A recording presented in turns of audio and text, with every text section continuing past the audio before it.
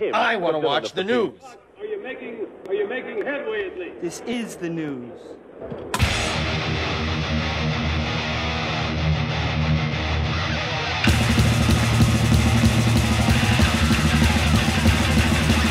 Smack-a-macabre! It's time for the only news that matters. On Black Sabbath Sunday, and Black Sabbath unleashed their 5th album on December 1st, 1973, Sabbath Bloody Sabbath. Rock critics hated the album, just as they hated all the others. But Sabbath Bloody Sabbath was universally adored by the loyal fans. For members Ozzy Osbourne, Tony Iommi, Geezer Butler, and Bill Ward, recording the follow-up to 1972's Volume 4 was anything but a cakewalk. Drug abuse and hard partying had them begin messing with their focus, and the sheer fatigue associated with 4 years of non-stop touring has all taken its toll. The band's initial attempts to write and record in the sunny but toxic environment of Los Angeles in the summer of '73 proved fruitless, so they retreated to a more familiar gray sky England homeland and rented out a Gothic medieval castle that they hoped working in the castle's dungeon would spark the inspiration needed to conjure up a new spate of occult-laced doom metal along the same brutally fancy-free lines of what had come before. Then something different happened. Iommi broke through his writing block by crafting the mighty riff powering Sabbath Bloody Sabbath signature title track, and the new album's creative process began gathering serious steam and moving in a killer direction. The resulting songs would be marked by increasing experimentation and sophistication. Bruising heavy metal wonders like National Acrobat, Looking for Today, and Killing Yourself to Live possess a newfound confidence and maturity that, with thought-provoking lyrics and increasing melodic sensibilities. Sabra Cadabra, Who Are You, and Spiral Architect incorporated both synthesizers, courtesy of Yes legend Rick Wakeman, and orchestral arrangements to great effect. In fluff, Iommi typically throwaway acoustic interludes of previous LPs found sweet redemption on this album. Sabbath Bloody Sabbath wasn't just another Black Sabbath album, but a clear dividing line in their career. This remains a significant creative leap. It's like phase 2 of the band's career and promising much albums to still come. As history showed, ever-increasing substance use and continued exploitation by label and management taskmaster would duly exhaust Sabbath's artistic powers and undermine the quality of albums to various degrees. By the time Osbourne was ousted from the group 5 years later, Sabbath Bloody Sabbath was always being recognized as perhaps the final great stand by the founding foursome. Alright, there you go. You know, a lot of people back in the day, I'm talking about the old school Black Sabbath fans, generations before mine, before I got into Black Sabbath, the people that were there for Sabbath Bloody Sabbath and everything before, most of them kind of like didn't care for the other albums or didn't think Sabotage or Technical Ecstasy or Never Say Die wasn't up to the first 5 albums. There's even a shirt that says only trust the first 5 Black Sabbath albums. Which, you know, then comes my generation and I'm like, no, no, no. I think Sabotage is a better album than Sabbath Bloody Sabbath. But I'll be honest with you, I go through phases. There's sometimes I think Sabbath Bloody Sabbath is the greatest Black Sabbath album. Sometimes, like now, I think it's Volume 4. But sometimes I go back to Master of Reality too. It's always going back and forth. But Sabotage, man, was amazing. Even though, you know, they were going through a lot of problems with, you know, lawyers and stuff and suing ex-managers at the time, there was some strain going on. So I guess maybe that showed to the other generations that feel like the first album of the Sabbath is the only Sabbath they liked.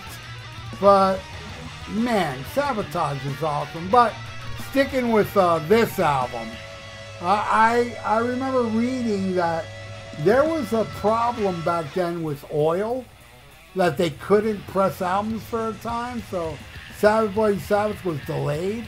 It was done, but it came out in December, but it would have came out months earlier if there wasn't that oil shortage or whatever it was. There was some shortage of that they couldn't make vinyl at some point for some months back then. But man, what an amazing album this album is, Sabbath Bloody Sabbath, and what they went through to get it done, because yeah, there was writer's block with Iommi, and they were like in Los Angeles like they were for Volume 4, partying up, doing a bunch of blow and recording an awesome album. But then when they tried with Sabbath Bloody Sabbath, it was all writer's block. So they went into this castle that was supposedly haunted, you know, and they, you know, there's a story where both Tony and Ozzy saw a figure walking down the hallway and going into a room, so they ran into that room and there was nothing there. And then they played pranks on Bill Ward, where, you know, Bill Ward would see pictures moving, but they had like fishing string on it, and Bill Ward freaked out, and he actually left and drove many miles away, only to drive back many miles to keep recording the album. It's just an amazing album. And, you know, Geezer Butler came up with the riff of a National Acrobat, which is such a killer riff. You could have sworn it was Tony Iommi that wrote it. And it's just an awesome album. I absolutely love it. So now I'm going to rank the album. There are 8 songs, actually. And boy, there's not a clunker on this. I love every single song I'm about to name. I just love some others more. At number 8, at the very bottom, Fluff. I love Fluff. It's a beautiful instrumental. I love the strings. It's just gorgeous. Fluff rules.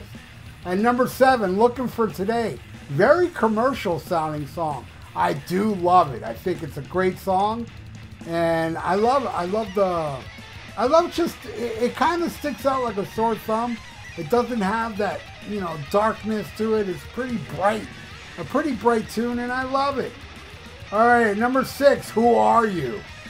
Penned by Ozzy Osbourne. Ozzy had that mellotron, whatever the hell you call that instrument, where he was doing that.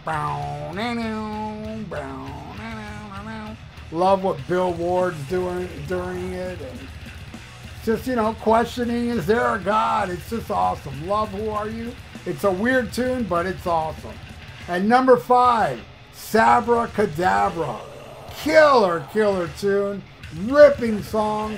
And it's a love song. If you listen to the lyrics, it's a total love song Geezer wrote, you know, to the song. It's like the most love song they've ever wrote other than NIB. You know, I'm talking to up to that point, because then there's, you know, She's Gone and stuff like that. All right, and Dirty Women.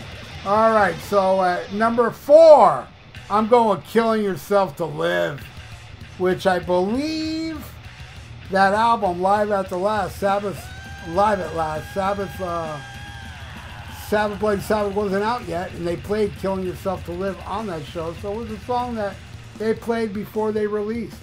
Love it. All right, number 3, the masterpiece that ends the album, Spiral Architect. Oh my God, the beginning, the acoustic stuff playing, what Iommi does, and it's just what it goes into. And it is kind of bright in spots, but it's a masterpiece. I love Spiral Architect. And number 2, a National Acrobat. Yes, like I said earlier, Geezer wrote those lyrics. It's just awesome. I love the middle section, that you gotta believe it. My God. Greatest band ever, man. With Merciful Fate in the 80s. At number 1, the title track, man. Sabbath, Bloody Sabbath. Such a heavy riff. It's just bizarrely awesome. Absolutely love it. And that is my ranking of Sabbath, Bloody Sabbath. What do you all think? Put it in your rankings below. And what do you feel about Sabbath, Bloody Sabbath? I have a feeling most of you would say Sabotage is better. Warning. Sabbath, Bloody Sabbath is better, and that's their peak. Leave it in the comments below. Maybe I got some of you old schoolers from back then that, you know, that think that. And maybe, who knows, maybe some younger people of my age or younger think that Sabbath, Bloody Sabbath was their peak. Leave it in the comments below. I would love, love, love to read your thoughts. And also, please subscribe to my channel if you haven't. Ring that little notification bell. I really would appreciate it. And in case you are subscribed, please check to see if you're still subscribed. Because people have been complaining that they're getting unsubscribed for no reason, which sucks. So if you are unsubscribed, please subscribe back because I miss you. And like the video. It's good for the YouTube algorithms. So stay frosty. Listen to Black Sabbath and smack 'em a gob. Farewell and adieu to you fair Spanish ladies. Farewell and adieu, you ladies of Spain. For we've received orders for to sail back to Boston. And so never more shall we see you again.